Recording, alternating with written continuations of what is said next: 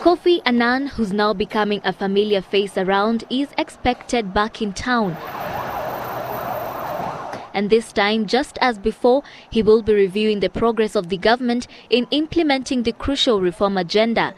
Though the government has constantly put on a brave face that all was well and much progress has been achieved, his displeasure with the government on the pace of implementation was all too clear during his last visit.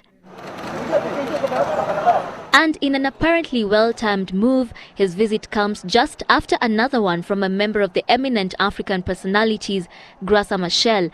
We are concerned that the reform agenda is moving slow. But we also understand that it's very important that it is internally owned by the majority of Kenyans. Kenya is apparently not yet out of the woods.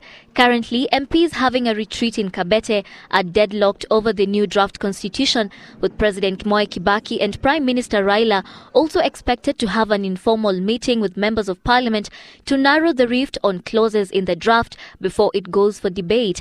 Moreover, wrangles between ODM and PNU over the state of affairs in the coalition government are said to have delayed a meeting with a panel of eminent persons to review the performance of the Grand Coalition government. In a letter to the African Union Commission on the 8th of February this year, the Prime Minister had told the Commission that there existed a serious dispute between the two parties in the coalition with regard to the functioning of the cabinet and warned that a complete paralysis of the government could ensue. Annan is said to have postponed the meeting to give the two principals time to sort out their differences. Annan is ostensibly coming to Kenya to chair a meeting of the Alliance for a Green Revolution in Africa AGRA, where he is the chairman.